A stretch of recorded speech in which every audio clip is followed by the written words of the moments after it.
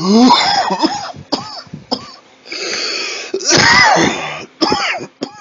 there's Speaking of having guys, I got an alligator guy. If you ever need Do an you? alligator. Yeah. I might. You never know. Yeah, it's good to have guys. They always come up.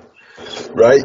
You need to have a guy for everything, There was my a opinion. parrot guy, for the boys, and the parrot escaped at one point. Taco, wasn't it?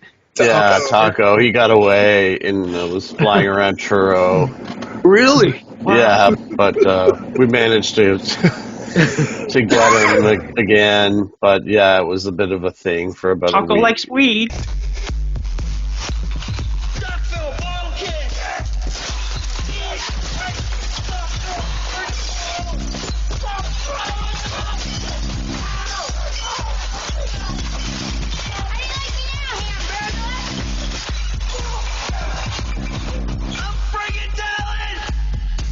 They tried to kill us, Jimmy. They did. They're dirty fucking cops.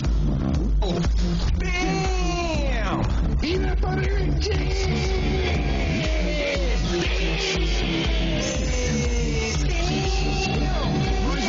me a bad look. Give me a green tea.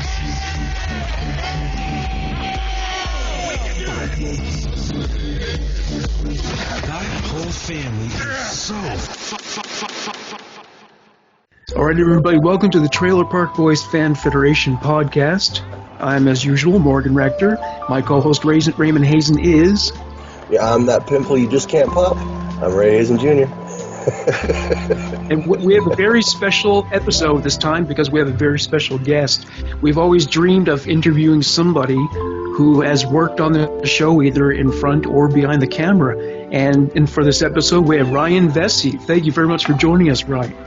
Thanks for having me, Morgan and Raymond. I'm happy to be here. And so, Thrilled to have you. before I get into the interview, so just like to ask you, what's your background in the industry? What is it that you specialize in? Well, at the moment, I tend to be an art director, production designer. So the look of a show or a movie, all the props and the set decoration, everything that's not really involved with, the actors in a sense or the writing. It's more behind the scenes, but it's all about how everything looks. And yeah, but in general, it's the props and the sets. And how did you come into the opportunity to work on Trailer Park Boys? I had grown up loving the show. I grew up on the East Coast, and I reached out to someone who worked on the show. I had been working in film and TV for about 10 years, and it just everything lined up. They had lost somebody who was working on the show, and they had a place for me, and so I put it out there, and they happened to be looking for somebody, and they hired me for the last two, for season 12 and 13. And are you going to be working on the show in the future? I do work with them on and off. It's more a scheduling thing. I've moved on to work on some other things, and I'm still friends with Nicole Frost. She's the production designer. She's been there since day one. She was Mike Smith's girlfriend in high school, actually. But yeah, she's sort of the one who runs the art department and all the props and sets, and is sort of the other member of the boys that you don't know about, but she does contribute a lot of ideas and humor and a lot to the look. Her sense of humor plays a huge part in how the props are bought and how the sets are decorated. And so you worked on both a regular season and Trailer Park Boys Jail, I presume? I helped out a bit with Jail, but it was mainly the last two seasons at the park before Jail. So until they took the mushrooms in the back of the paddy wagon. So that'd be 11 and 12 then, right? Oh, sorry, 11 and 12. Yeah. Yeah. Okay. Yeah. Oops. Yeah. That's And I was wondering if there's one challenge that must emerge being an art director, is that they seem to be behind in technology in the show. Like a cell phone is like the kind from 1987, the big gray one with the big black antenna. A lot of their gear is really retro. Is that a challenge finding that stuff, or is it opportunistic where you just find it? It is, eBay, but right? it's a lot of the fun of the show is finding the sort of old tech. It's not old enough that it's antique, so it's actually a nice little sweet spot as far as hitting up the secondhand stores, the value villages, all those types of places. It's not too much of a challenge to find, but you can find some things haven't aged well that would look funny on camera at a lot of these places. And then for someone like Leahy, his style was a little more retro, but still within the realm of thrift store. So it's actually a lot of fun to shop for these guys because there's still a lot of stuff available, and we also just dig through what people throw out every couple of weeks at the trailer park. We would drive around and just pull stuff from their garbage, basically. One man's garbage, another person's good on garbage. Yeah. Yeah. One great piece of nostalgia for me in One terms of man's retro. garbage is another man's ungarbage, right? That's right. It was gold. It could be gold. One of my favorite pieces of retro nostalgia was Jacob Collins was drinking out of a mustard glass, and I'm from Nova Scotia. I remember the brand of mustard. It came in a glass with the playing card graphics. That's right. on it. I love that. Yeah, that was season 7, right? Yeah, when he was hanging out with the fuck I think goofs. so, yeah. Fuck goofs! Jacob, where are you, buddy? Ricky, do they answer the fuck goofs? What? Fuck goofs! Yeah. Yeah, I love those glasses. My friend Greg Baller, he worked on the show for quite a few years. He was always keeping an eye out for those glasses. He has a good collection of them. They've come up at a few other shows he's worked on, so that would probably be his contribution.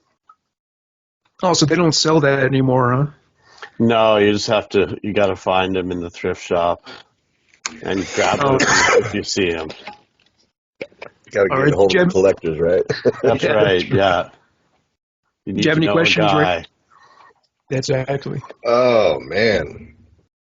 What was it like on set? Was it like a constant party, or are they like kind of more serious when they're not, filming, when they are filming, or vice versa, I guess, is it a total party or is it kind of serious at times? It could get sort of serious. I think over time, as the show went on, it became a bit more serious, but Right. they're still laughing a lot together, and like cracking each other up, and like the crew's laughing. It's a pretty good, it's a good atmosphere compared to other things I've done. Yeah. It's pretty light. They're serious about making a good show, but they keep it pretty light most of the time, and the crews, it's there's less partying right there on camera. There might be a bit more in vehicles or Backstage, walk around the corner, backstage kind of thing. When J-Rock no one's looking. Yeah, in That's the party right. bus. The bus, different trailers. So because not to say that I think he's a dick, because I totally don't think he's a dick, but I can see Mike Smith being a bit of a stickler at times, like being a bit of a hard ass. Like if someone's not on cue where they're supposed to be, I could see Mike. I really could. Not saying that I think he's a dick. You look like a fucking dick. I don't look like a dick. I look like Billy Idol. You don't look like fucking Billy Idol. You look like a dick. Ricky? Do I look like a dick? Yeah. Come on, Bubs. but No, he's not a dick. He's serious about being funny, and he comes up with a lot of the bits. Yeah. And he wants it to go well. So it's a fine balance for him to be relaxed and keep that kind of fun atmosphere, and but also get the lines and make sure everyone's on their game. Oh, I think he's a comedic genius, if you want. Yeah, he's always going. He's always rewriting and reworking the gag right up until they start rolling. So yeah, there he is there.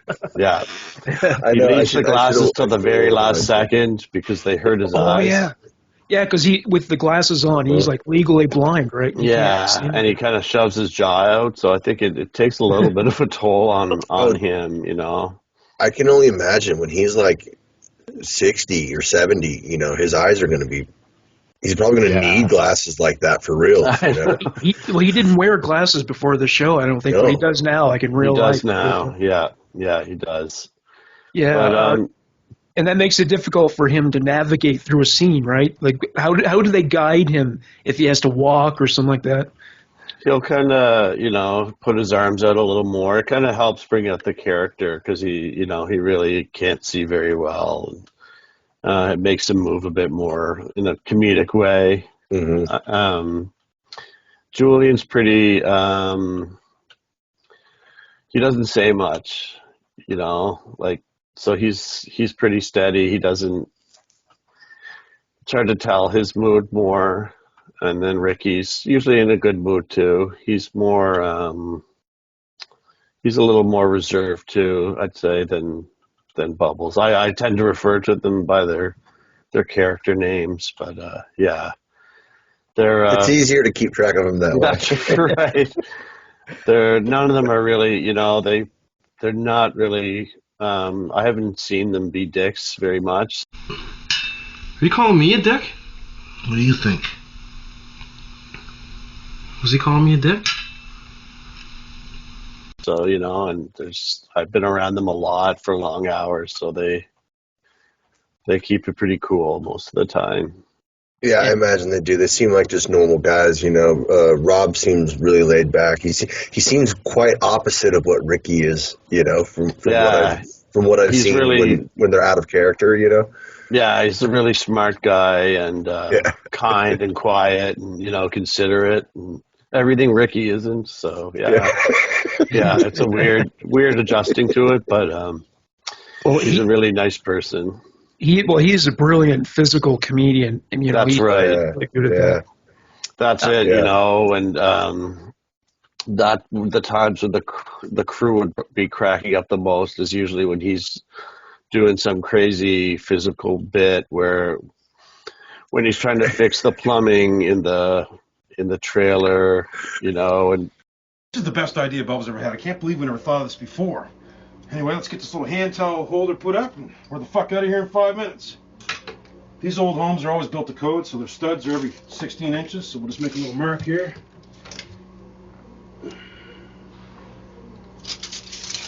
Put a couple screws in this, and we're the fuck out of here. $10, just like that.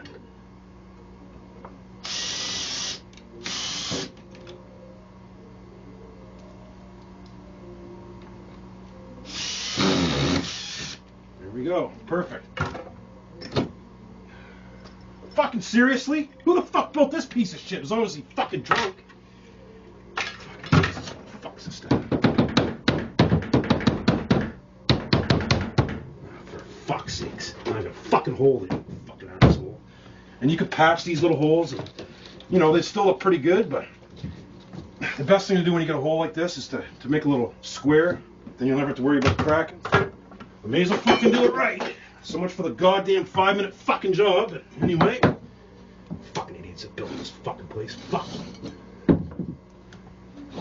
Cut a nice little rectangle out of here. Punch another couple holes in the corner. All right. Take our trusty, I'll fucking cut through anything saw. And make sure you try to stay on the lines because you want to be able to replace a nice rectangle afterwards. For fuck's sake. What the fuck is going on in there? My goddamn TV just went off. Chill the fuck out, Marguerite. It's probably just a breaker. No big deal. I'll fix it.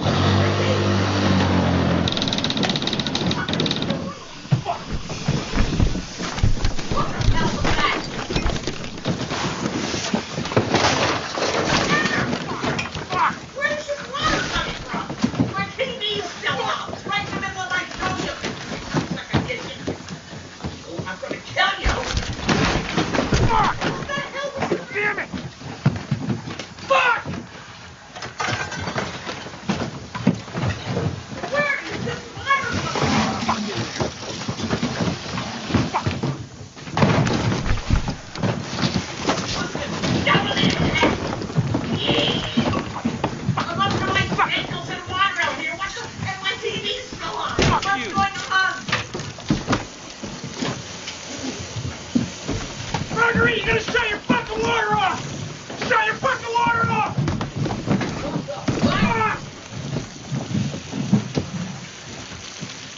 Like I said, it's a little more complicated now, but it's not a big deal. Ricky, the bathtub and the toilet, they're in the kitchen. Are you kidding me? Well, they had to go somewhere. They're not gonna fucking stay here. It's gonna get dealt with. So everyone calm the fuck down. Okay, Marguerite, this is a major fucking problem, Rick. It's really not as bad as it looks, okay? Oh my Jesus, sweet Murphy's tits.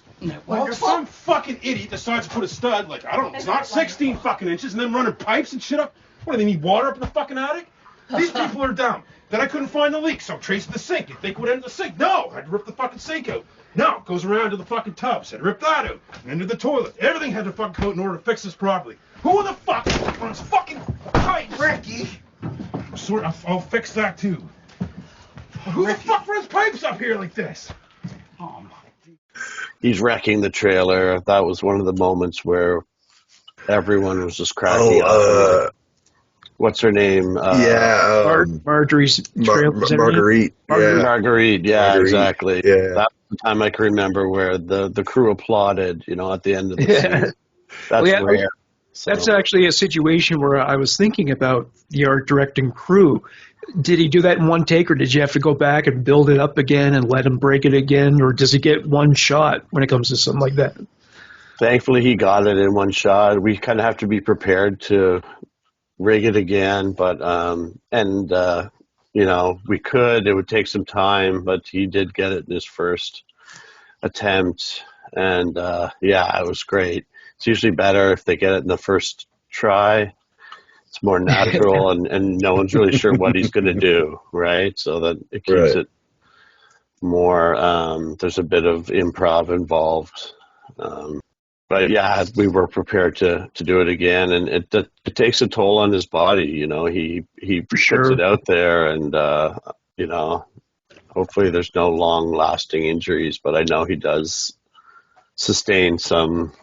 Oh yeah, because he's done all these pratfalls where he's fallen on the ground, and you can tell there's no mats to break his fall or anything. So yeah, and that's fairly rare. Most actors will have either a stunt double or mats, crash mats, pads on their knees or elbows. Well, it's hard to do that when you're actually showing the ground that he's falling onto while he's doing it. That's right, and that's what makes it so great. It makes it better. So, for sure. You gotta respect him for putting his body on the line. I remember one of the funniest ones I ever saw was when, not that they're not all great, but what was it in season 7 when the car's in the water and he keeps sliding down the hill, but he keeps saying what he's saying, like it's not even going on, like he just keeps sliding and getting back up and goes, but anyway, we gotta. Boys, this is our fault, Ricky. No way, boys. I mean, it's a bit of a shame, but they were just too fucking stupid to survive. Happens all the time in the animal kingdom when you think about it. You dumb rakins and stupid birds, crazy squirrels, porcupines that get hit by cars, and helps over control population to things that are fucking stupid. I mean, those guys basically just cocked themselves over and fucked up. It's not our problem. Survival of the fittest, boys. you see them in there, Ricky? I don't know.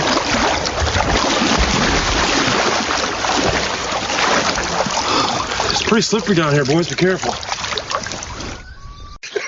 Yeah, like he'll stay in character. He'll take a risk, and that's why it's so funny.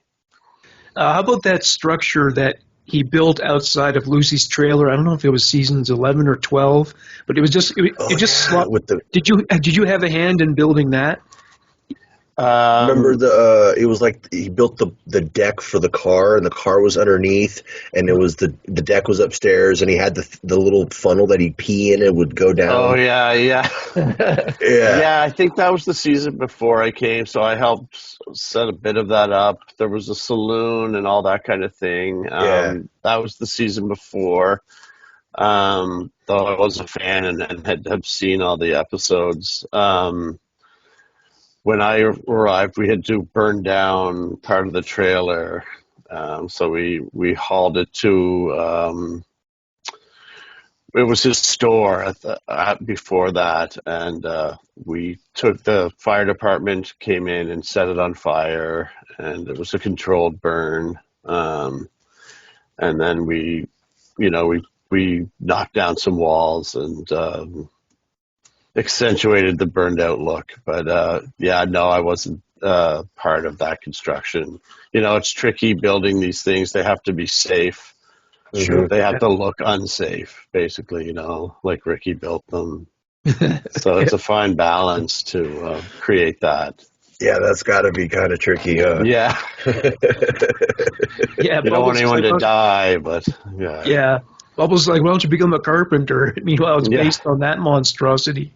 Yeah, he had the handyman posters he was putting around Ricky's handyman services. But he's creative anyway, but not very safe.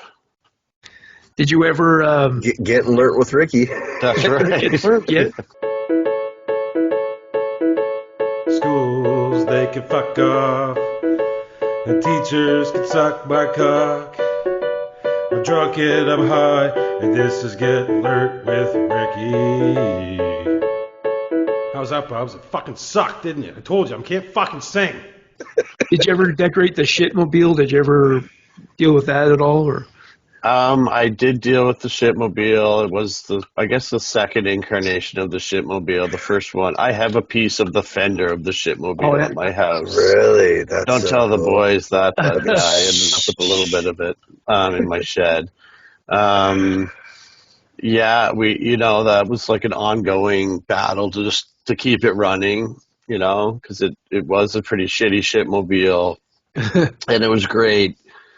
But what made it great also made it barely run. So I was gonna ask that. Was it how many iterations was there? Was it one car or was there multiple over the years? There's two cars over the years, but the first one didn't last that many seasons. I think 3 or 4 seasons, and then the next one came in, and then of course it was basically dead by the end of it. But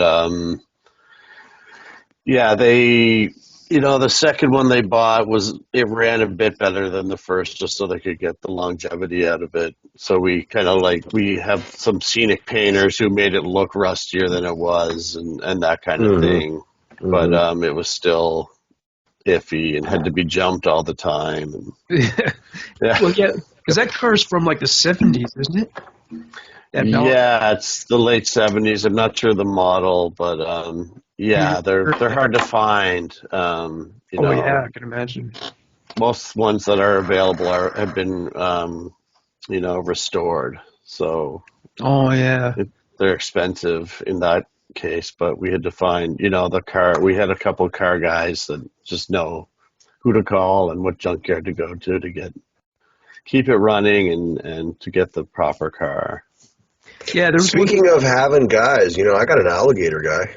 If you ever need an alligator. Yeah. I might. You never know. Yeah, it's good to have guys. They always come up. Right? You need to have a guy for everything. There was a parrot guy, for the boys, and the parrot escaped at one point. Taco, wasn't it? Yeah, Taco. He got away and was flying around Truro. Really? Wow. Yeah, but we managed to to get him again. But yeah, it was a bit of a thing for about a Taco week. likes weed. Taco. Todd your mouth. Watch the language around me, bird man. Me have customer. Taco likes weed. Taco likes weed. You like that, don't you? Ricky, come on, man. Tongue my balls. My ball. Come on, my Ricky, ball. man. Come on, let's go buy these shits. Finger my ass. Suck my cock. That's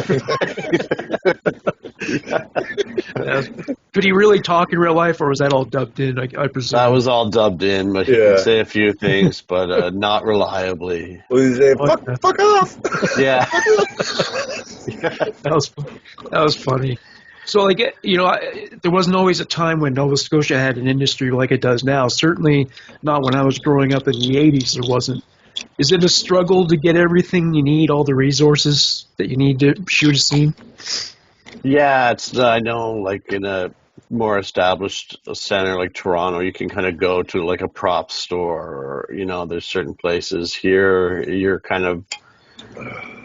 going to people's houses and like hunting through their barns, and like they're like hoarders kind of, a bunch of different hoarders, and you call them up. No offense if they're listening, but or junkyards. There's some secondhand shops, or you make the things yourself. So I know a lot of like all Ricky's bongs and stuff that they made all those. Lots They made them, really. The hash press. There's anything like that was like you can't buy. Maybe you couldn't buy them anywhere, but yeah, the industry is pretty do it yourself still.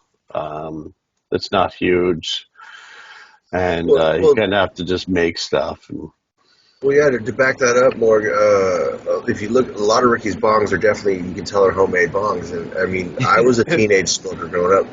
I don't think I ever paid for a bong until my 20s, Exactly. So it's like the creative phase in weed smoking. You'd like get into the devices. And Ricky not having a ton of money, I imagine he never outgrew that, just making what you need to smoke, Exactly. Well, he's really resourceful, and he can make something out of nothing, especially if it's involved with weed. So that's it might not he's like look a weed pretty. whisperer. That's right. It might not look pretty, but it will be functionable. It will That's work. right. It'll get you high, and that's the main thing, right? So, yeah. The thing about Nova Scotia, too, is that there's so many people there who are working class, many people who are poor, really. And so they hold on to things as long as they can. So that also avails someone like yourself of many retro items, too. So exactly. It's sort of a fear of, that caused by poverty, in a sense of, you might need that in the future, or, you could sell it, or you could make something out of it. So, okay, it's just sort of a survival instinct. So, Ricky is that kind of guy, but, when trying to source stuff, there's tons of those guys out there who just have a barn full of junk and some good stuff, a couple funny things, a lot of it's junk, but like, you got to keep your eyes on Kijiji and Facebook Marketplace and that kind of thing. There was a former props master. His name was Reverend Bob. He was on the show for years.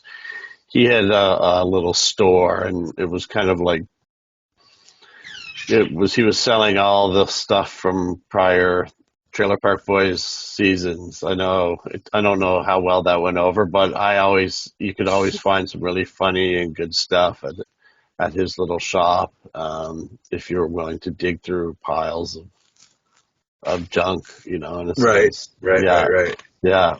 Man, that's so cool. Yeah, I imagine prop shopping would be pretty fun. Especially if you're looking for random, like, weird stuff that you can insert into things.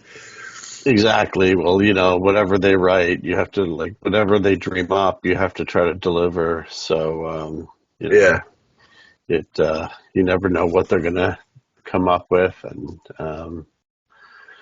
oftentimes you're making the stuff, or, combining something you buy with Something you make. Something you make, yeah. Yeah. Christmas last year, Morgan sent me some actual King of Donair sauce because I'm down. Wow. I was still living in California at the time. I'm in Missouri now, but it was really cool that got to eat some Donair sauce. Some Remember that, Morgan? KOD, yeah. Yeah. Matter of fact, I made an episode. I got a cooking show on my channel, and I made an episode where I made the Donairs and made them and ate them. Oh, dude, they were so good. That sauce is so sweet. It's really sugary. Yeah. It's like a garlic base with a ton of sugar added. Yeah. Yeah. Oh, that's some tasty stuff. The boys love their Donairs too. I loved it, dude. I loved the shit out of them. Yeah, Julian was living behind the KOD in one season for a while with a dog, I think. Yeah, that was good. That was a low point for him. That's right. Yeah, he was with the barrel of swish. That's right. Yeah, and the dog. Yeah. Dancing with the dog, eating old pizza crust off the ground. That's right. Jesus Christ, he's on the swish hard, Ricky. Holy fuck, Julian. Leave me alone, boys. Julian, look at me for a second. You gotta get a hold of yourself, buddy. You gotta come back to the trailer park right now. I got a job for you. It's gonna be perfect. Assistant trailer park supervisor. Assistant, That's right, buddy. $4,600 a year. Bubbles quitting. I could use a hand. We're gonna straighten all this shit out, man. Things are gonna be cool. Hey, Ricky, I'm looking for work. Fuck off, Randy. Give me a kiss. Give me a kiss. Julian. Oh, Julian. What are you doing, Julian? I'm dancing. Put him down. Put him down. Go on, get you miserable bastard. What are you doing? Give me the swish, Julian. No, Bubbles, don't give it. Bubbles, don't take the swish. Look, just hand me, Julian. Bubbles.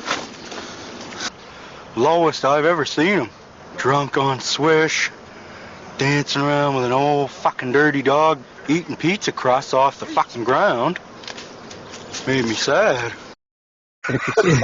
Definite low point. Yeah. Have you had swish yourself, Ryan? Have you ever tried that?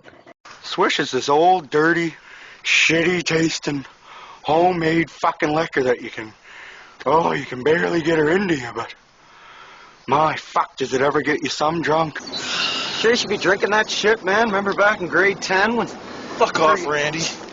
I have. It's just sort of, like our version is just, it's the end of a barrel, like a barrel of rum or something that, you soak it in water and some more of the alcohol comes out of the wood. So, yeah. Doesn't taste too good, Rick. No, it's, I've had better. Yeah. Can't be much worse than Jailhouse Pruno. That's right. It's right up. It's in that ballpark. Yeah. So one of Ryan's heroes is Mr. John Dunsworth, and you got to work with him. Did you ever get to know him that much at all? I did. Yeah. He was amazing. I worked with him in his last season. His son and daughter both work on the show. His son was the carpenter, and his daughter was Sarah. Mm-hmm. You probably know. But yeah, he was. Morgan and I are very familiar with Sarah. Okay, cool. Yeah, we love Sarah. Yeah, she's great. Yeah. He was, he's a strange guy in a way, but in a good way. It was hard to tell whether he was joking or not a lot of the time. Mm-hmm. He was always sort of in and out of character. He would bring props and ideas to the show, on the day, which most actors don't do. But he was constantly working ideas and bits, and he's another genius too. Oh, he was, he has some great acting chops, and he brought a whole other angle to the show that made it even better. Just beyond he was almost too good for the show. In a way, like he had more experience acting, where the boys. He was a teacher. Yeah. That's right. So he brought,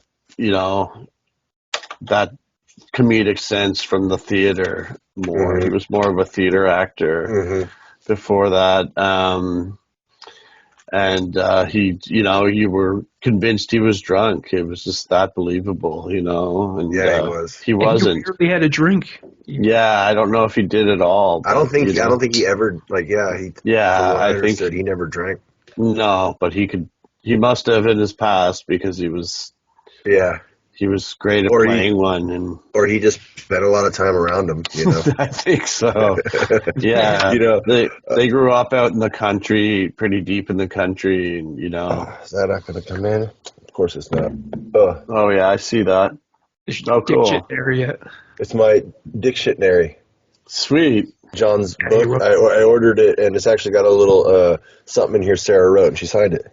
Oh, cool. Yeah, so that's pretty cool. Yeah, he made a pretty big impact on the industry, right? Like he started the first casting agency. That's right. Yeah, he was a real. Up there in Nova sort Scotia of like area? a pillar of the Nova Scotia film community, and that's real cool. Yeah, he saw that it could become something, and he was a real grassroots guy and knew everybody, and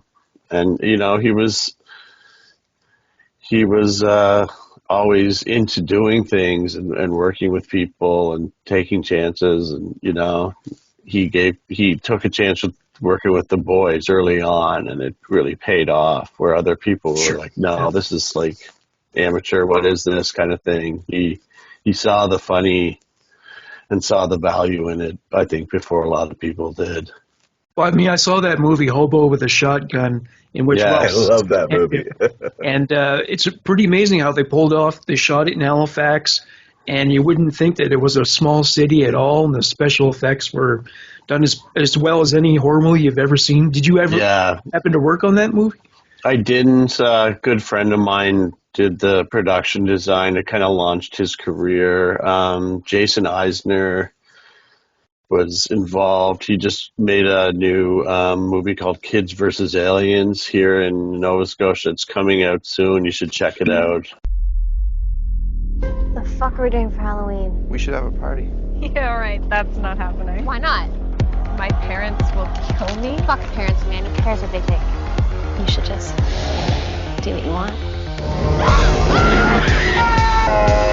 What do you think, aliens? Leave us alone! Fuck space.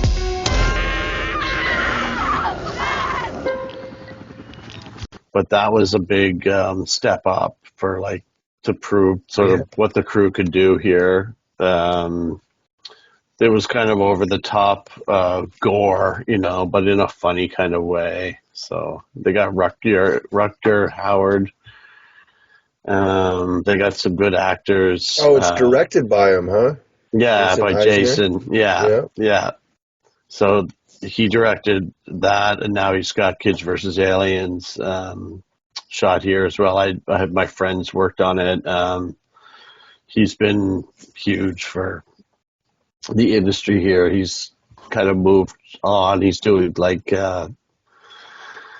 some wrestling behind the scenes kind of thing, show that's doing really well now too. But he comes back here to make his films, and that was another big step up for the Nova Scotia film industry. Wasn't the government going to get rid of the tax credit program, or I guess they reneged on that?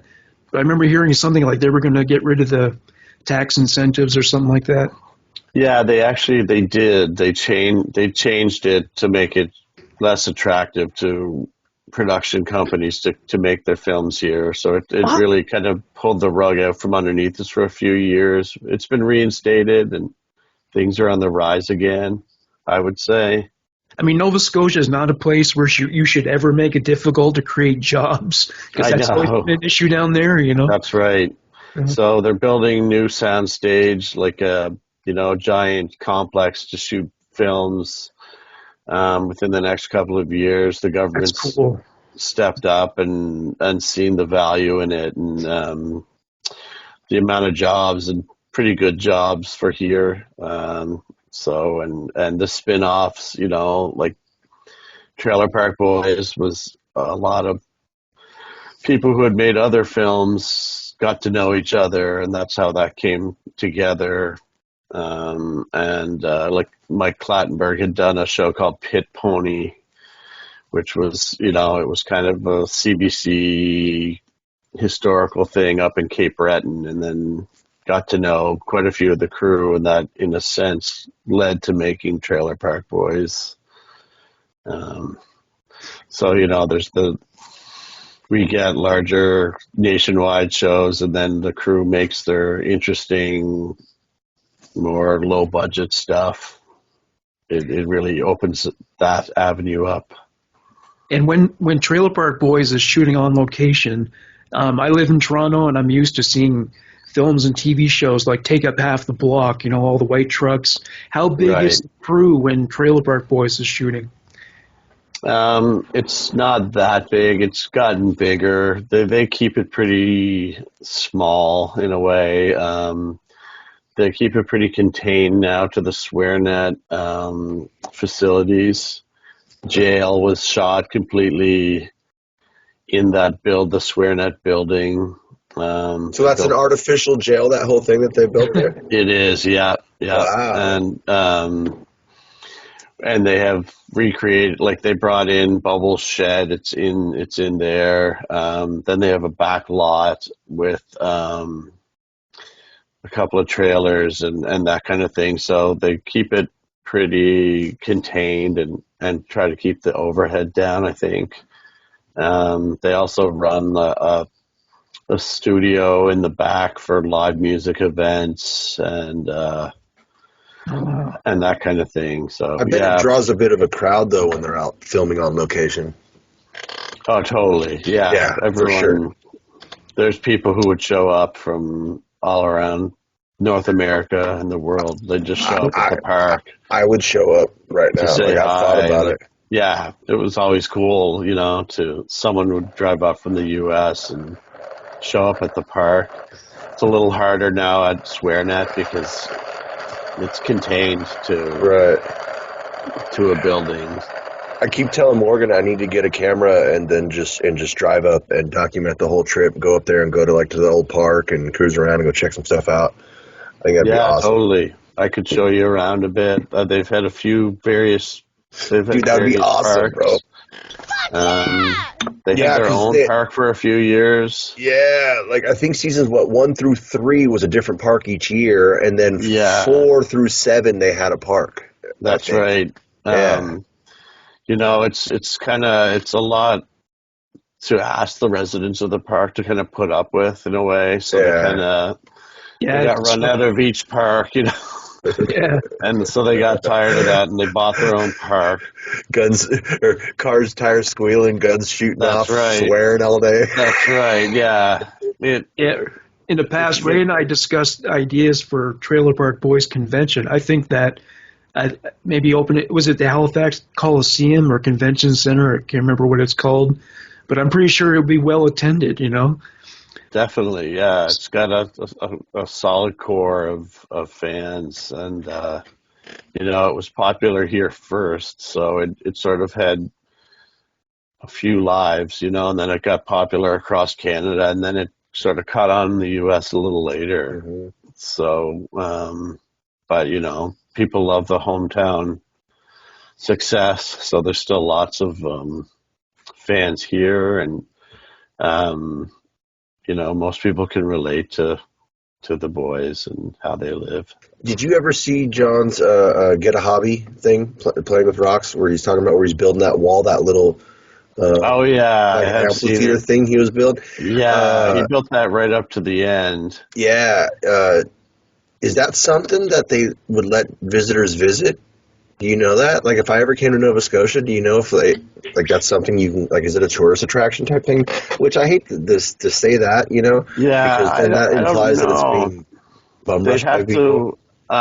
You'd probably have to talk to Sarah, right, and the family out. It's a pretty rural area, right on the ocean. Right. And right next to their house too, so That's it's kind right. of private. It is. Yeah. I mean, you'd have to ask them. I don't think many people, like, you couldn't just show up and go to it, but if you set up a meeting, they'd probably be. They might go for it. That'd be cool. 'Cause Yeah. that's one of my like if I was like a Make-A-Wish child and they're like, you can go anywhere in the world, that's where I'd want to go, is to go see that wall.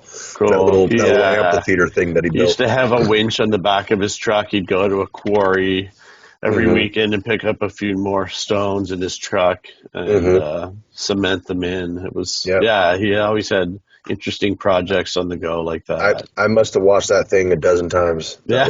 Was it the same quarry where they drove the police car into that large? Worst mistake I ever made was getting engaged to Lucy. I'll drink to that, bud. Mr. Lady, the car!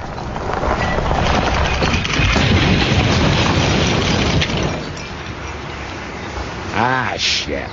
Fuck her, bud. Let's go down and see what liquor we can salvage. Want to get drunk tonight, Rand? Yeah, Mr. Lady. Let's go down and see what kind of liquor we can salvage, bud. It's a different quarry, but there's lots of quarries around. So there is. That's true. You know what I loved about that little get a hobby thing, though, was you actually got to meet John Dunsworth, not Mr. Leahy. That's right. Which was really cool. Which was really cool.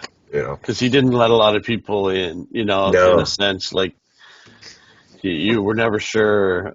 I was never sure if I was talking to Mr. Leahy or John, or I think it'd be one and then it would be the other. I'd find out later, like, no, that was just a bit he was doing. Yeah, no, he was just fucking with you.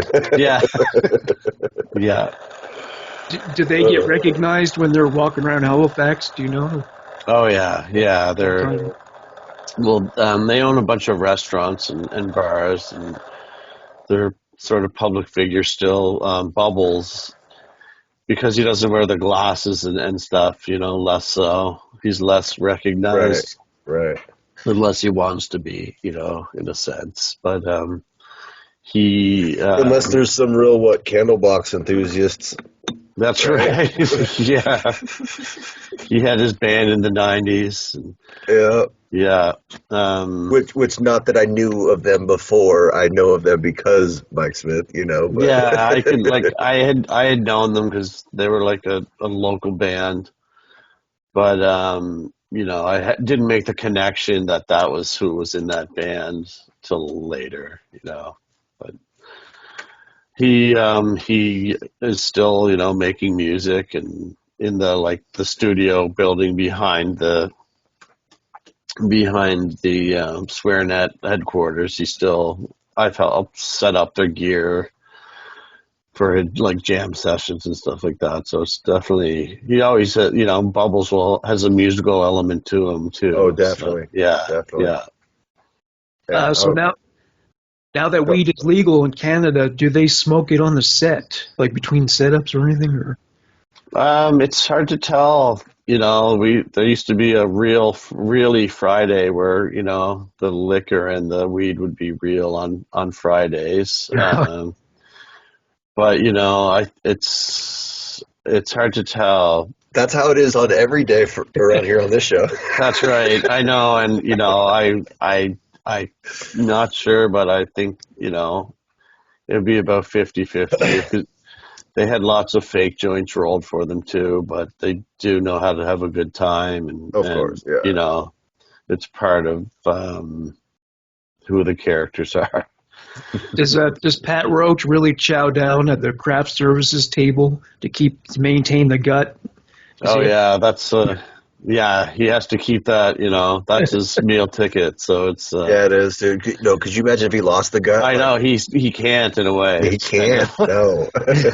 He's such a nice person. He does have to maintain the money maker, as we called it. But he's a sweet man. Yeah, I get that vibe from him for sure. Yeah. Because, he's just willing to, be the blunt of every joke that you could imagine, right. And he doesn't mind it. He takes it. I think he used to work, Julian's dad owned a Harvey's in Dartmouth back in the 90s and 80s. And it's a chain, yeah. So Randy worked there, making cheeseburgers, of course. Yeah, I saw a picture of that. For real, yeah, and back in the day, yeah. So it becomes, you know, he honestly comes by that pretty naturally, and you know, that's something we have in common. I used to make cheeseburgers. You know? That's right. I love cheeseburgers. I love cheeseburgers. Matter of fact, I make a really nice smoked Hawaiian cheeseburger on one of my episodes on my show too. Oh, cool. Yeah, they never got that. I think the Blue Jay burger was as interesting as they got with the burgers, but Jamie, but good. Listen, I know things have been rather tough on you lately, so I made you this cheeseburger. Thanks, Mr. Lane. It's a lot better than store-bought, Randy. My God, there's feathers hanging out of it. That's made out of an old Blue Jay. Here, Bubbles, I don't need this anymore. You guys are fucked. You're gonna eat that old Blue Jay burger. Oh. What do you think of that, Randy? It was good.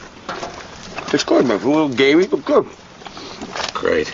Let's go home, Mr. Leahy. Yeah. That was such gold. A bit gamey, but good. Yeah, that was better near than their peak around that time, I would say. Yeah.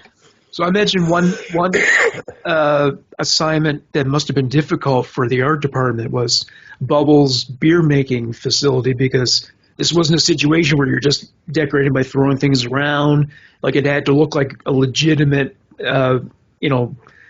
manufacturing facility. Was that a hard one? Did you work on that? Yeah, the beer making, and then the pasta sauce factory as well. So yeah, it had to like look as though it would, you know, legitimately make that kind of stuff. The way they cut it together helps too. You know, some of the stuff will work for a couple of seconds and then the machine breaks down. So really? They cut away. So, you know, as long as it works for a couple of seconds. Did you work on the shed at breakfast? Was that, or was no, but I do enjoy. I love that concept. Just right. The shed breakfast, and then they rented it out. Well, Julian didn't really rent it out. He just kind of stole it, turned it into a whore brothel for one evening. That's right. And then it became the oil refinery for a minute, the honey oil. Yes, I know. Yeah, it was like, you know, there was 6 or 7 different incarnations of the shed, but it was pretty, you know, constant through the whole show was Bubbles Shed. It's still there's 2 versions of it at SwearNet right now. Well, he had the old metal one, then he got the wood one later on. That's right. Yeah. Yeah. It's a bit bigger. It's more like the original tiny home, you know. Yeah. Yeah. Did you work on the motel? Were you there? That was just before me. Yeah, they found an old motel the year before that was being torn down. So they were able to get it for a good price and sort of do whatever they wanted to it. And then as soon as the season was done, it got bulldozed. You know, it kind of reminds me some buddies once found a place that this guy rented to him for $300 a month, but the guy was getting ready to tear. It was a small little shack that had like 3 bedrooms on it, but he was getting ready to tear it down in a few months, or like a little less than a year, like a few months to a year. And so he was like, "Hey, you guys can rent this for next to dirt cheap, but you got to move when I say you got to move." And frankly, I don't care what you guys do to the place. We used to play a game called paint can darts, and basically we had one wall that we drew big circles onto it like a dartboard, and you'd throw the paint can and it would stick into the wall. You know? Nice. Yeah. Yeah, dude. I mean, it was great. We tore this place apart. I was like, I didn't care. And one day he was like, "All right, move out." You know, and everyone had to go. That's right. Yeah, we had a school like that. We were shooting a movie in, and we could just, at the end, at the cast party, everyone just kicked holes through the walls and like destroyed the place. Great. Yeah, the SWAT team used it for practice after that, you know, for terrorist attack training. Freeze, FBI! Down on the ground! Down on the ground! Hands! Let me see those hands! Tango team is at Point Bravo. Suspects in custody. Move, move, move, move, move, move, move, move, move, move, move, move, out of the car. Yeah. Right. Yeah. I'm originally from Amherst. Have you ever shot anything down there? Not just Trailer Park Boys, but anything? I haven't. Trespassers. Yeah, exactly. Yeah. Anyone who says they're from Amherst, we shoot Yeah, right. too. Yeah. No, it's a little out of. It's pretty much based in Halifax. We'll go to Truro. We'll go to Windsor. But I haven't shot anything in Amherst. I've shot quite a few things in Prince Edward Island. That's where I'm from originally. Oh, yeah. So I just did a comedy there called Who's Your Father? It'll be out next year. Shameless plug. Shameless plug, that's right. Check it out. It's amazing. You're going to love it. Who's Your Father? All right. Yeah. But no, we haven't shot anything in Amherst, though it would make for a good sort of like small town look. You could play, you know, but it's just a little bit of a drive, too much of a drive. Yeah, that's true. I mean, you could shoot a period piece there because there's a lot of buildings and. That's right. Oh, I've shot in Sydney, Cape Breton. It was like a flashback to the 70s, and we just used the existing buildings because there's a few towns like Amherst where they hit a peak a while ago, and you know, you could use their architecture to be like to look, you know, like 50 years ago. Yeah. Ray, have you ever seen the movie Dolores Claiborne? Oh, yeah. That was shot in Nova Scotia. That's right, yeah. Kathy Bates? Yeah. Kathy, I think she's one of the best female actresses like of all time, bro. Kathy Bates was really good, man. Yeah. I mean, you got Dolores Claiborne, Misery, bro. Oh, dude, that's shit. Yeah, we've done a lot of Stephen King stuff here because it looks like Maine. Because he's from Maine, and it does have the same kind of terrain as. That's right. It can double as like New England. And, yeah, the Dolores Claiborne. They built the house. They built that rickety old house. It was a set. Like, you know, they started with new wood and wore it down to look old. Wow, that's really good. I think that movie was kind of historic for the Nova Scotia film industry, I think. Because Hollywood movies that were shot there before that. That's right. There was a bit of a late 90s boom. Bunch of parts of Titanic were shot here. That's right. And Dolores Claiborne. There was a couple of other huge ones from Hollywood. And then after that, we got a lot of sort of B movies and stuff like that, like movies of the week, I should say. But there was a brief flourishing in the late 90s of Hollywood. Yeah, like the Scarlet Letter, I remember. That's right, yeah. And, you know, I got involved after that, sort of the second wave after that. Well, hey, as long as you're working, right? You know? That's right, yeah, exactly. You know, I don't love everything I work on, but often you know, it's a job, but things like the Trailer Park Boys, I grew up watching and, you know, was thrilled to be on it. And, you know, the comedies are more fun to work on just because they're for sure. funny. Yeah, you know, they're not serious dramas. Yeah, laughter makes time go by faster too. It does, you know? yeah, and everyone's happier. Yeah, it's kind of ironic in a way that shooting like an action movie or a horror movie, it's when you watch the final product, it's exciting, but filming it is really boring, is it not? Yeah, it can be. Yeah, because all the little pieces take forever to shoot. So, you know, like it feels like work, and then the fun kind of art of it is when it's finally done and on the screen. But it can feel kind of tedious at the time, and then once the edit's done, then you see what they had envisioned, and it all makes sense. But yeah, there's a lot of long hours, you know, that are a bit tedious. Oh, for sure. Is everyone shooting digital now, or are they sticking with the film? Or mostly they shot The Lighthouse. You heard of that movie? I think so. It was quite successful. Wait a minute, I think I know which one that is. It was shot on film, so there's a lot more challenges shooting on film. It has a certain look. It's the guy who did The Witch. Yeah, it's got what's their faces?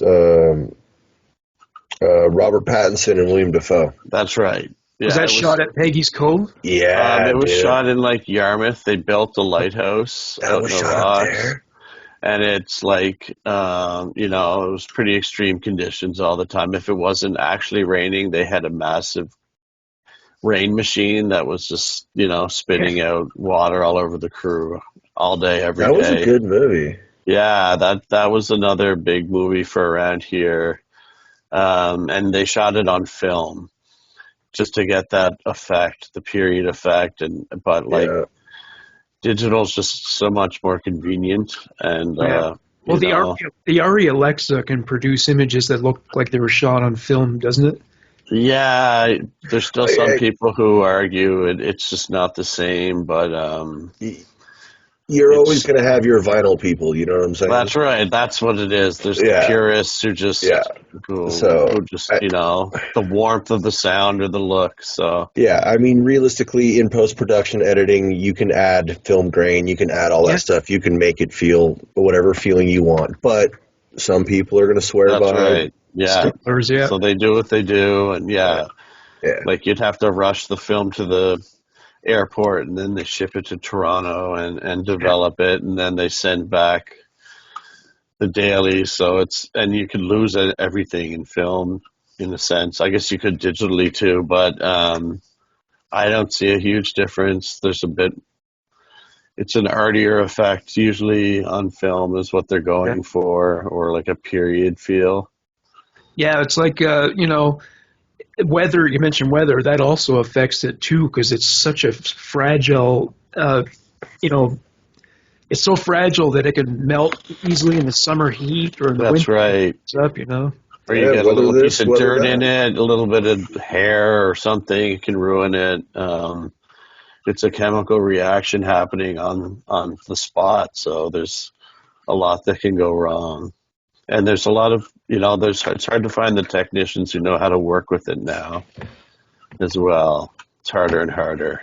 On Trailer Park Boys, are they using big cameras, or are they still going with the handheld things? Or bigger cameras, yeah. They're still the handheld style, They were one of the first to use it around here. And, originally the viewer gets more wise to it, but when I started watching it, I couldn't tell if it was real or not, back in the first season, now we're all kind of used to that style, but they still go with the handheld style. That's right. Yeah. And like Blair Witch or whatever, was still kind of like, is that real or not? But which people forget, Blair Witch might be one of the most, it might not be one of the best, but it might be one of the most influential movies of our time, because it spawned that whole genre of film. And we've got all kinds of stuff that's now that style of lost footage, quote unquote. That's right, exactly. And it fooled me at the time, not being so savvy. Now, of course, you wouldn't buy into that illusion quite so much. But yeah, they have like your standard industry camera gear and lighting now that you'd see on any film set. But they try to keep it feeling pretty loose. And I wonder if, just like how with soap operas, a lot of people believe the characters are real. I wonder if Trailer Park Boys has attracted that same kind of crowd, because at least, especially in the earlier seasons, it seemed real, and they're addressing the fourth wall. They really are making it look like a documentary. I wonder if anybody fell for it, I think a lot of people did. I imagine so. And like they still, people will show up with like liquor and joints to smoke and drink. Like they just kind of think they're able to like hang out, which is cool. Like, but they they are acting. It is kind of who they are in a way, but sometimes there's an actual meeting coming in a few hours, so we can't get wasted now. That's right. Yeah, they'll wait till after. Yeah. So there'd be people, even the people I've worked with, who kind of thought like that's who they were, until they got to set and saw, oh yeah, this is like a show, So. And I wonder, I think it was season 12 where they hired children to like help them grow and harvest weed and are swearing. I'm wondering if it must have been difficult for the casting people to convince parents to let their kids do these things on camera, Well, it was kind of interesting. They brought their own kids, so like those are I see. Yeah. Mike's kids, and they brought in Ricky's kids and Julian's kids. So I guess that's how they got around it. They were able to sign off on that. Sidney Crosby shows up, or is it Nathan McKinnon? I think it was McKinnon. Yeah, McKinnon. Yeah, this was before weed was legal, just before. So we had a tough time setting up that grow op. We could get real plants easily and cheaply, but we had to use fake plants, so they're harder to get and more expensive to fill a whole room with, or a hockey rink. But the kids were around. Their family was around a lot that year on set, a lot more than other years apparently. So there was a bit of a family vibe to that season. And honestly, I imagine it wouldn't be that hard because, I would let Drake do it when he was younger, my son. Yeah, any fan would, and there's a certain type of person who'd be like, it's not like, they're not like murdering someone or anything, but they're like cursing and swearing, and, my daughter's been in some stuff I've done before, and, it's, there's definitely lots of Trailer Park Boy fans who would sign the kid up for that, I think. I would. Yeah, definitely. Exactly. There's a lot worse things out there that they could be exposed to besides cursing and swearing and weed, That's right. Yeah. So, exactly. Yeah. Well, there's another scene that must have been really challenging. Alexa. The one where they go on Julian's birthday to that area where they did the, crashing up the cars and everything. Was that difficult to put together? It was a bit dangerous. Oh, the destruction derby thingy at the end of this season? That was at a gravel pit nearby. I know there was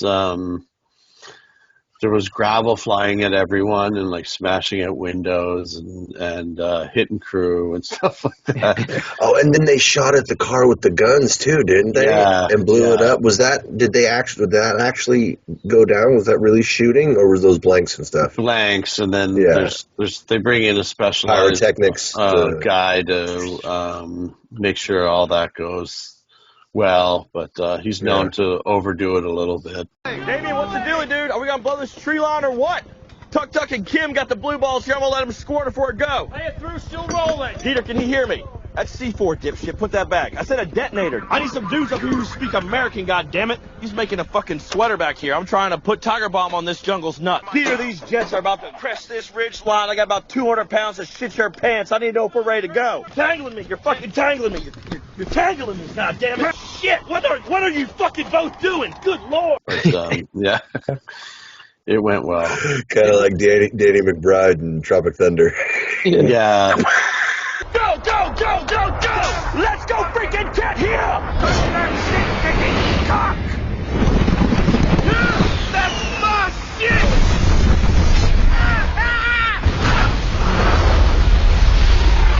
Mother Nature just pissed her pants, dude!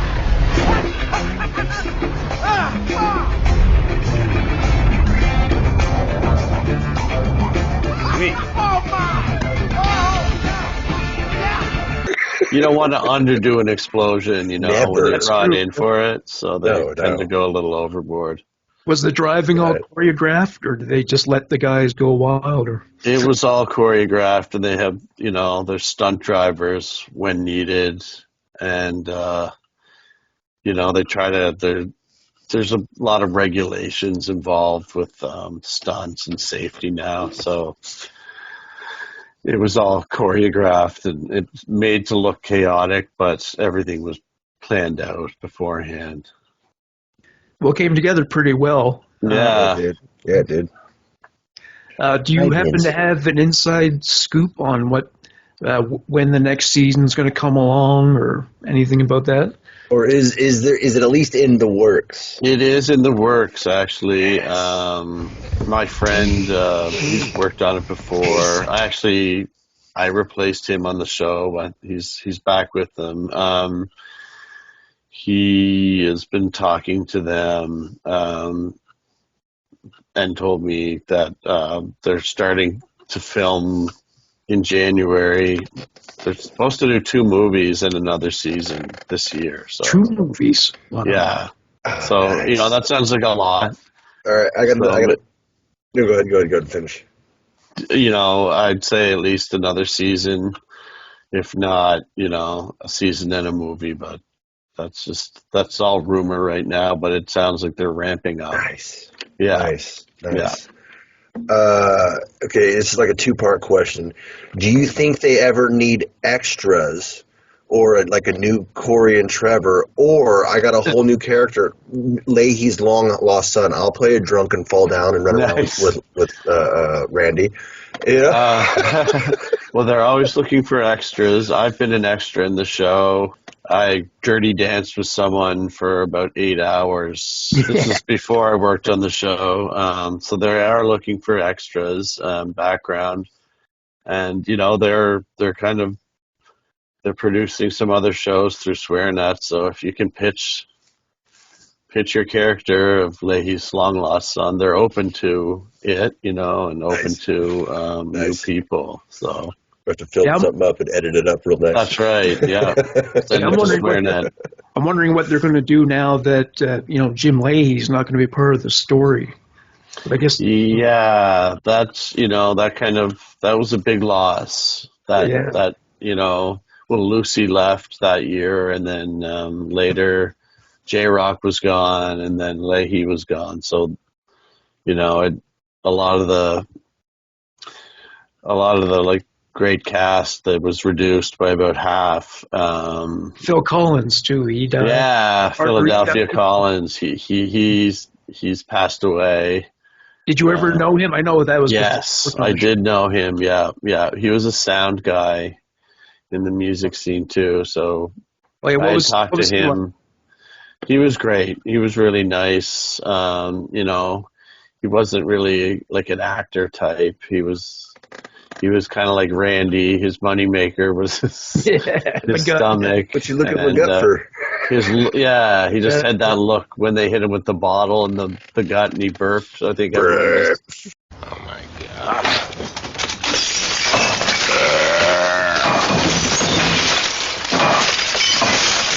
Fell in love with him right there. Yeah, he was a really kind of sweet guy, and just kind of fell into it. They loved his look and thought he was pretty funny. Bam!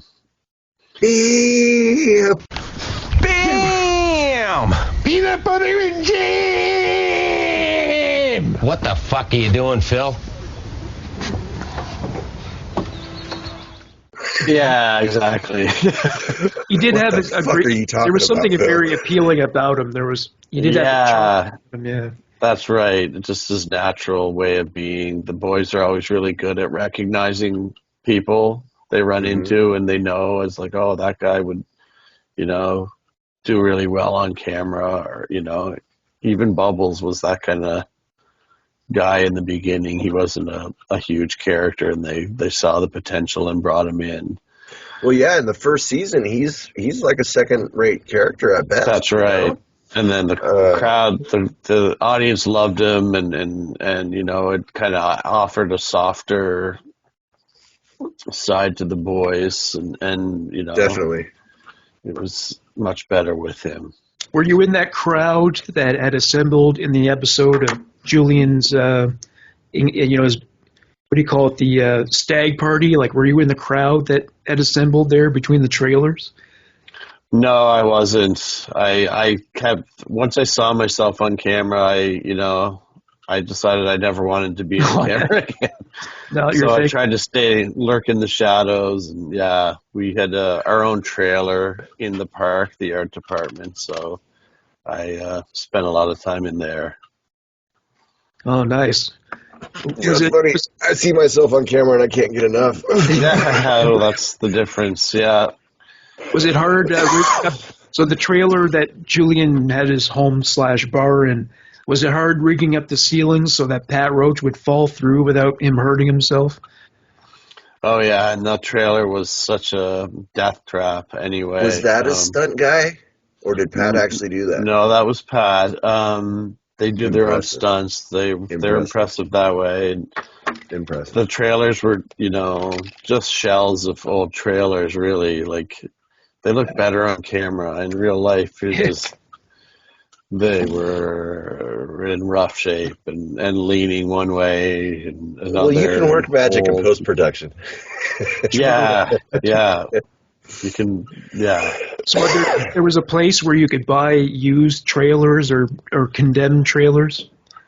Yeah, they knew where to get them. The trailer park owner was pretty helpful. The nicest trailer was probably Leahy's trailer. Actually, a crew member started living in it unbeknownst to the production. He was fighting with his wife at the time, so he was living in Leahy's trailer because it was the nicest one there was. But yeah, when they built their own park, they had to buy a bunch of shells of trailers. But I think they struggled with making them look lived in. Well, I mean, during the time they're shooting, do they use trailers as places for the crew and cast to sleep instead of two bangers? Or well, we all stayed in a hotel nearby, which was a lot of fun. After work there was a lot of fun around the campfire and a lot of partying, that kind of thing. We used a couple of trailers, at least 3 trailers for the crew and the cast and that kind of thing, because they were around and on hand, and they have they have water, they have washrooms, they have everything, so they're pretty convenient. How about all the cats? Is there a cat wrangler, or do you just hope for the best when you bring cats into the scene? They're just there. They're they just live in the park. They live under the trailers usually. Oh yeah. So once they get to know you and where the food's going to be, they'll show up every day pretty much. Most shows have animal wranglers, but these were just free range. Yeah, they just come when they want. Free range kitties, as as Bubbles says. Well, so that's not that much different from what the show portrays it as in terms of the cats. Yeah, Speaking they would of find Vince, something. Here's my Vince the Pince. You named him Vinny. Yeah, like they were good at rolling with things that just happen naturally. They just write it into the show. But I guess with Bottle Kids, was that based on reality, or they just came up with that one? They exaggerated that one. There were stories of Bottle Kids and that kind of thing. But they just took it to the next level. I bet you one of them was a bottle kid when they were kids, man. Yeah. Well, Corey, he grew up in the last trailer park we shot in. That was his home trailer park when he was a kid. So, after Trevor had left, Trevor was a Dartmouth kid. He ran in gangs of roaming kids, but Corey actually grew up in that park, and probably a lot of the stuff was legit stuff he saw growing up. Yeah, I bet so. There probably were some bottle kids. Yeah, he ended up directing a few episodes, I think I remember.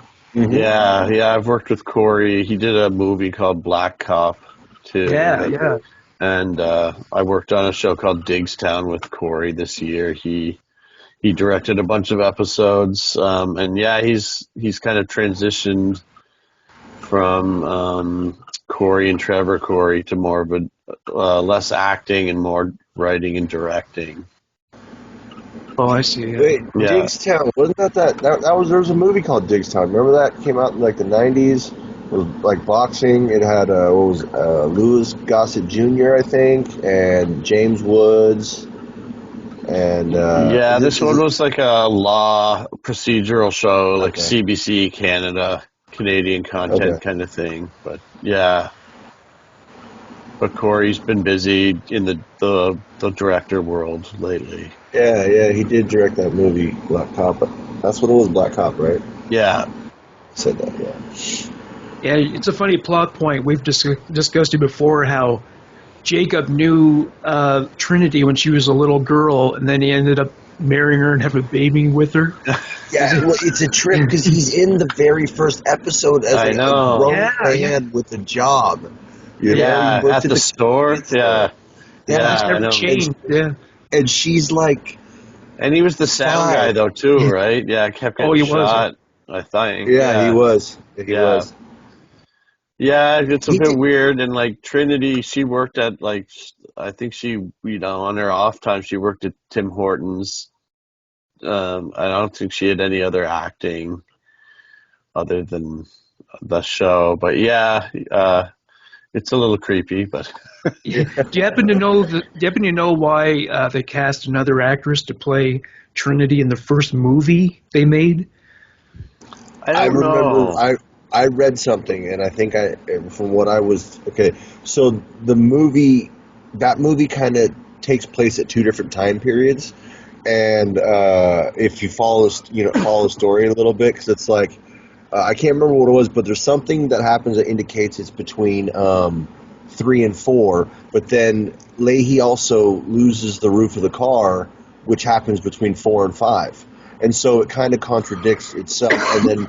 The actress that plays Trinity in all the series and now she wasn't the age that she was supposed to be for the girl for that movie for the time frame that it was supposed to be at.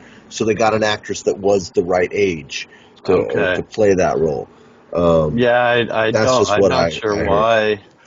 But she might not have been available, or Exactly. Like I said, she had her day job kind of other than Trailer Park Boys. She didn't act. A lot of people on that show, they were part of the acting community. They weren't really actors other than on that show. So was it hard? Like Jacob, what else I don't think he acts in anything else, does he? No, he does. I've bought some. He's a screen printer. He's got some cool art. He's an artist. Yeah, they're like encouraging kids to do drugs and then funny stuff. I have he's got a real 3 or 4 of his prints. He's got a real small YouTube channel. I don't know if people have checked it out. Basically, he just goes and sits up down by the creek and smokes a joint and talks. Okay, nice. Yeah, but it's cool. It's cool. I follow. Why not? It's Jacob, so of course I subscribe. Yeah. But he's only got like a couple hundred subscribers. I don't know if it's true now, but I remember reading that Pat Roach could only do the show on his summer vacation, and so they had to basically concentrate all his scenes into those 2 weeks. Was that the way it was when you were working on the show? Or? No, I think by that point he had fully committed to it, but a lot of people, they had their day job, and the money wasn't really there at the beginning. That's what I was going to say, yeah. So they couldn't totally make the leap to it, fully commit. They had to kind of pay for it. They had, a family to raise and a mortgage to pay and that kind of thing. Yeah, they're making big bucks these days. Yeah, Well, yeah, and after they bought the franchise from Clattenburg, I think season 8, was it? After season 8? Yeah. They got a bit more stable, I think, and signed new contracts and that kind of thing. Yeah, but once Pat Roach started making that Drake money, he that's right. Yeah. Oh, yeah. He's balling now, yeah. Did you get any other Trailer Park Boys memorabilia besides the fender? Did you grab anything else? Or I've the shed. My shed door is it says Randy Park Supervisor when he took over. So I got the door from the shed. Nice. Wow. That's so cool. that's kind of a fun one. That is. A couple of I think a couple of drink glasses from Julian. Oh, that's nice. Yeah, because they've got so many of them. I've got some ice cubes. They're fake. They're rubber because you'd have to reset those as they melted. So eventually we just got rubber ones. So I've got that. But yeah, that's pretty much it. Just the Shitmobile fender and the door to my shed it says Rand, and it's got popsicle stick art on it still. So from when he was into that for a while. Oh yeah, right. Yeah. His cock. He could have gone. Right. He could have gone to Michael's and just bought a gross of popsicle sticks. I know. Cheating, yeah. It's no fun, right? Yeah, there's no fun in that, man. Yeah. You got to eat the popsicle first. Got to get diabetes, I guess. That's right. Plus, I always pictured Randy has a bit of an oral asphyxiation, Totally, yeah. Oh, yeah, I think so, yeah. Right. He's in denial, but it's there. Was Cyrus, did he work, was he in seasons 11 to 12, Bernard Robichaud? I don't think so. He might have pulled in once, but I don't think he did. He wasn't around all that much at that point. But have you ever met him hoping before? He would be. I haven't, no, but I just love that music that's playing in his car, that same song all the time. I'm old, you're young. Yeah. Yeah. Snoop was supposed to show up for that season, and then he kind of bailed. I was looking forward to that season that 11. Would have been cool. He did overstuff. Yeah, he did that. We bought a pound of weed for him and had it in a safe. Really? But then we got to split it all up amongst ourselves, so it actually worked out pretty well for us when he didn't show. Yeah. So they kind of rewrote the scene so he could just Skype in. Yeah. Have you played that sound system he gave Bubbles? That boombox. Oh yeah, we have. That was fun. My friend Greg put that together. It's a great system. Yeah, it's classic. So it's a real working boombox. Yeah, it's still around. That's very cool. That's really cool. Yeah. I get a kick out of how it has cassette players on it. That's right. The boombox, right? Yeah, right. Oh, that's good stuff, man. How's it like? What's it like to work for Barry Dunn, or had he left by the time you came along? I think he left. Yeah, the guy in the chair. Yeah, yeah. I loved his character. I was kind of shocked that he's running this thing too, right? Yeah. But no, he had left. It was sort of the transition from Clattenburg to the boys. Things changed quite a bit, and the sort of upper management, there was some turnover there as well. Yeah, I guess Barry and them split ways not on the best of terms, right? He was those it kind of ran its course, money issues and stuff. Money, I guess, right? because it started as just no one thought about the money, so it was just all about making some crazy shit, and then it got really popular, and money, they want to renegotiate contracts they signed when it was just a fun thing they were doing. So it does get in the way, and it's a business, and so that's what happened. But do you know why Mike Clattenburg left? Was he just kind of artistically, creatively restless, or? I think so. He hasn't done a whole lot since, and he was a real creative influence on the show, which I thought was great. The boys and him, they were always riffing ideas, and I think it just for him had run its course, and they wanted to keep going, and he wanted to move on. So he owned the rights to a lot of it, or shared the rights, and they found someone in like a sort of a money man, I guess you'd say, who assisted them in buying out the content and the rights to it all, the characters, who's still with them today at SwearNet. So yeah, I think it was just time to move on. Shortly after that purchase is when they started SwearNet, isn't it? That's right. It was part of it. I'm wondering if that played part of it. Like Mike wanted to start something like that, Smith wanted to start something like that, and Clapton didn't want anything to do with it. Yeah, it was like a more producing other people's stuff. I think they did Drunken on Drugs. Yeah. I love that show. Yeah. I wish they would do a second season of that, man. So they wanted to try other things, and the fans, like, in general, wanted them to still be the boys in a way, right? So, well, of course. And it's like the trap of success. It's a good trap to be in, but that's kind of what works for them now, is being the boys. It's hard to kind of see them as any other character. Ricky's done some other stuff, but yeah, I think SwearNet was,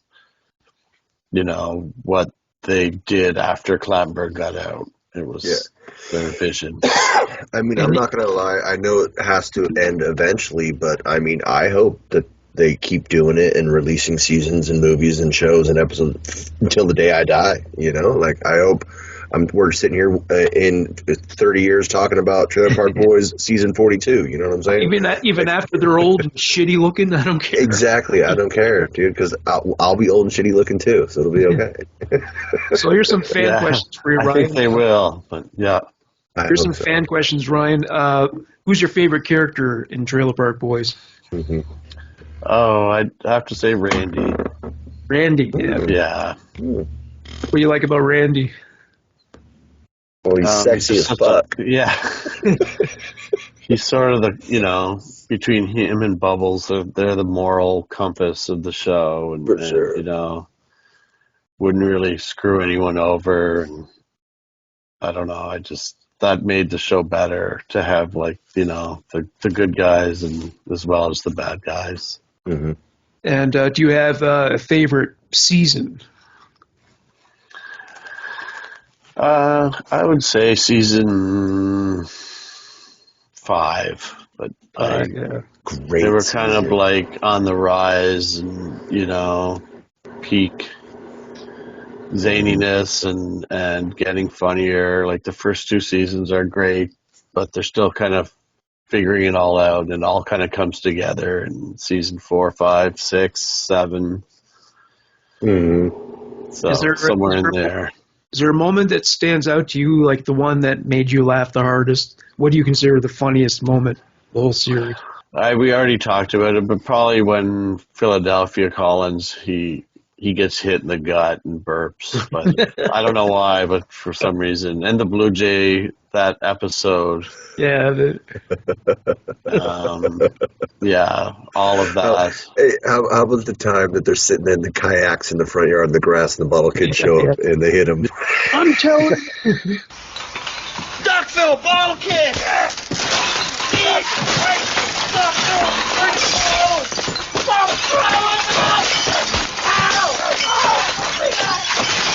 do you like me now, hamburger? I'm friggin' telling! There was maybe you're lucky you didn't work as an art director on the scene where Ricky was tearing apart Lay's kitchen because he thought he kidnapped the chicken. No good, boys. I lost the trail. I need something to get me back on the scent. Oh, what could that be?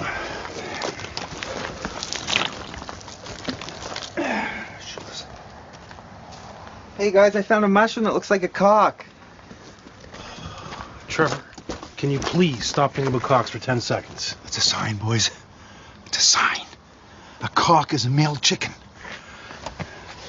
Boys, look. Look at this. Oh, my fuck. You see what that is? Those are chicken tracks, boys, and these are chicken feathers, and they lead right up to fucking inside the door. Leahy's got the fucking chicken. Yeah. Trevor, lure him out of here. Mr. Leahy, Julian's out here lifting weights with his shirt off and wants you to come and have a drink with him. What's that, Trevor? Go get him. Shit! Yeah, boys. What the heck's going on here? You over here. What? Give me what I want and we'll leave. What are you talking about, Ricky? You have no idea what I'm talking about? Boys, take him in there. What?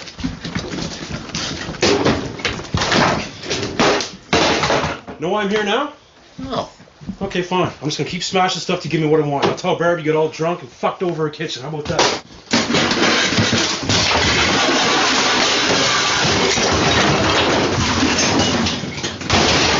Ricky, what the hell are you doing?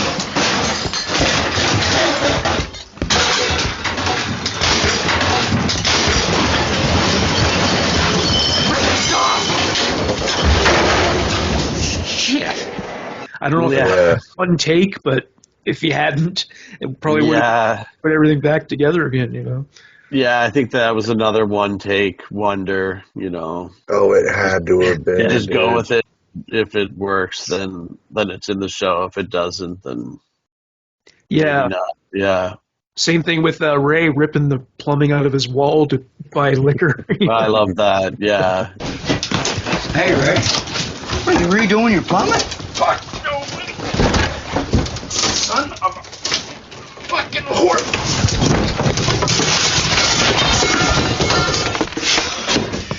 Fucking I use this as plumbing bubbles, you know that. Fucking selling it as scrap metal.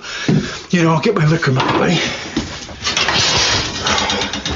Ray, ripping the plumbing out of your walls for liquor money is fucked. Ray ripping the plumbing out of Ray's your on the walls machines. is I loved fucked. when he was like boasting about that, or you know, sorry to interrupt your drug talk, boys. There's just some classic lines there. The hash driveway. The hash driver was great, dude. Yeah. Oh man. Wonder what they used to create fake hash. Do you know what they did? I don't know what they used with that much to make the driveway. I'm not sure what they used actually. Probably like modeling clay or something like that. Something cheap. Yeah. Something that, you know, because it's got to be pliable, you know. That's right. Yeah. But still stick together. And that's right. Yeah, maybe. Yeah, I mean, Play-Doh would be a bit crumbly. It got to be something. It a would little be. more, Yeah. Yeah. So once it dried out a little bit, it would just. You saw crumble some apart. of their fake weed and hash. It sometimes looked good, other times not so much. You know, but it was always a struggle to keep it looking real. Well, they could always get some from the guy from the place where they shot that scene in season 5, I think it was, where Ricky's, you know, he planted all the weed and it grew. Yes. And because the that cougar's there. Yeah, the guy who grew it, he grew it for like medicinal hemp or for hemp. That's for, like, right. Yeah. Yeah. Oh, so that was pretty good for him. was an actual field. It was real, but it just wasn't. It wasn't weed that'll get you high. It's just for like making rope and paper and all that kind of stuff. They had like the busload of industrial grade hemp. Yeah, that's right. Yeah. But it looked pretty good actually for hemp. I don't know. Rita McNeil. That's right. Rita McNeil and her friends showed up to harvest it. Yeah. Oh, did you put the drugstore together? No, I came in. It was the next season, so it was the remains of the drug show. Oh yeah, that was season 10. Yeah, that's Ricky's drugs. Yeah, that was a great little set, though. Yeah, that was great. They And I actually- thought, what a great name to the drugstore. Yeah. So what, was that the same season where Julian came home and Sarah turned his place into the Mystic Fingers Salon? Yes. Yeah. It was all pink. Yeah, that was before your time there. Yeah. And they got tea. They got tea in there servicing the old ladies. That's right. No, I came in the next year where he and them were selling phones. Oh yeah. Yeah. Rock Pile Cellular. That's right, and the bus, the smoke bus. So you had to create like a legit looking lab where they're fixing cell phones. That's right. Yeah. That was, a bit of a struggle, but we managed to find all the stuff. Bought all the cell phones from companies. They have fake ones at the store just for display models. So a lot of them were display models. Oh, I see. They were giving us bags of them, for free. Nice. Okay. Yeah. Were you in the RV with them when they were taking the mushrooms and about to get busted by the cops? Or I guess that was just bare bones crew for that. Yeah, I was, I helped set up the RV and get it all ready for them, but I wasn't in the RV for that scene. Yeah, it was bare bones crew and, for safety and all that kind of thing. Mm-hmm. Did you meet Steve Rogers? I didn't meet Steve Rogers. I wish I had, but... Is he a real broadcast personality? Yeah, he is. Yeah. He is. Sounds like it. Yeah, Too. Like if you didn't know, he's got the voice for it. And that's his real name, right? Steve Rogers? Yes. Yeah. Promoting his broadcasting career and truly. Yeah. There used to be, and they had Nancy Regan, another, she played a broadcaster in earlier seasons. She was an actual broadcaster here as well. So since you've worked on the newer stuff and a little bit with Jail, have you met Terry? Now that Terry from Fubar is now kind of, I'm assuming he's going to be a part of the series from here on. You know? I haven't. I wish I had. I really enjoyed Fubar. So did I. That was like way ahead of its time too. Yeah, it was. Have you watched the new TNT yet? I haven't. No. I started it. I got about halfway through. I got to finish it, but yeah, it's funny. It's pretty good. It's good to see those guys team up, though. Yeah, it makes sense to me. It's a funny thing about Fubar. It was shot in the 2000s, but it looks like it was shot in the 80s. Like just the photography, everything. Yeah, exactly. Yeah. It's just old. I bet they found just like an old handheld camera, probably one of those old cameras that actually, remember you used to put the VHS tape in them.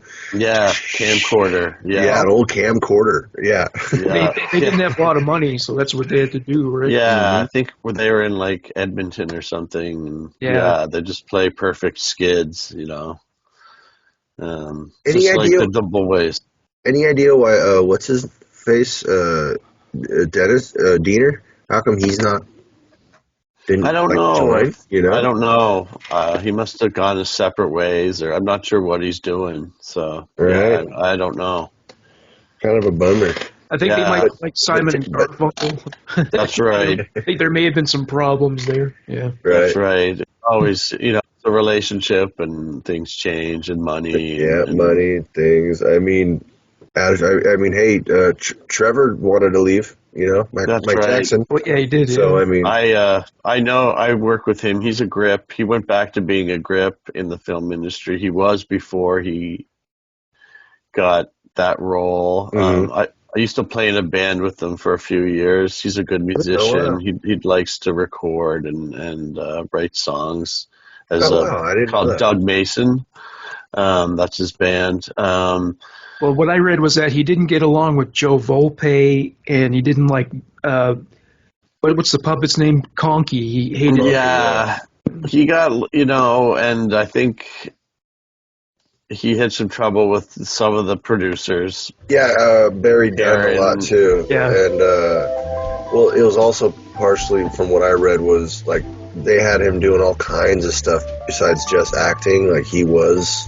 He was like the grip stuff too. Like he were like, and I don't think his contract was very good. Like, it just kind of happened that he became Trevor. It was like unplanned. He's a really funny guy, and they were still paying him like the grip. Yeah, Clattenburg was like, "Oh my God, this guy's funny. We got to get him out here. He looks great. His hair is crazy. He's weird, and we should put him on camera." But so he didn't like negotiate really, and it was fun at first, but I think he got tired of it. And people like on the streets were starting to bully him a lot. Like, let's go smokes. He said he was getting that all the time. Really? Oh wow, that's hilarious, man. Like, I mean, I kids can see pushing him it around and shit. I can see it. He got tired of it. Yeah. And he's like, he's a straight edge guy, so he, it bugged him, I think, too. everyone wanted to drink and get high with him, and he was just like, I don't do that. Did people call him stupid too, like Ricky called? Oh yeah, like he got tired of the bullying in a way, you know, like even though it was acting, you know, just, you know, being pushed around all the time got to his head a bit, and, you know. It's like half the world turned into Ricky, you know. That's right, exactly. And they'd see him and they'd just move in to like push him around and. Oh, that's no good. Yeah. Well, you know, it's like they say, like, you know, like, you can't let someone pick on you in front of the people, or else everyone will, you know? That's right, So, yeah, and he was it's picked on in front of a massive audience, so Yeah, everyone, you know. like, moved in for the kill, right? Like, oh, there's the weak guy. Let's get him. Oh, boy. Well, we've taken up an hour and a half of your time, and I really appreciate you doing the interview, Ryan. Yeah, dude. Thank you so Thanks much. for having me. Yeah, it was great. Yeah. I really enjoyed it. Yeah, For sure. Hey, if I ever find my way heading up to Nova Scotia, we'll look you up and Hit me up, yeah. We'll go on a little tour, my man. trailer park Go to tour. King of Donaire or something. That's Yeah, right. for Yeah, I know sure. the spot. I gotta come up and visit Morgan anyway, so one of these days. Cool. So Yeah. for sure. Excellent, man. I'd look forward to it. Yeah. Right. Well, thanks very much, Ryan. Have yourself. Thanks for having me. Take Yeah. care. Bye. Alrighty. All right. Have a good night. All right, everybody. Party's over. Let's go home. Fuck off, Mr. Leahy.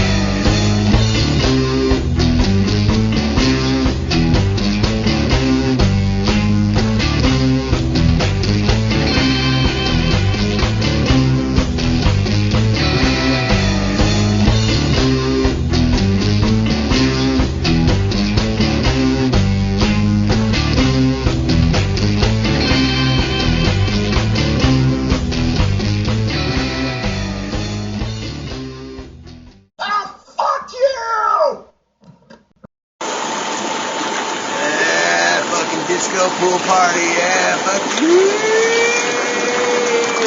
Smoke a lot of weed and get really fucking stoned. Yeah.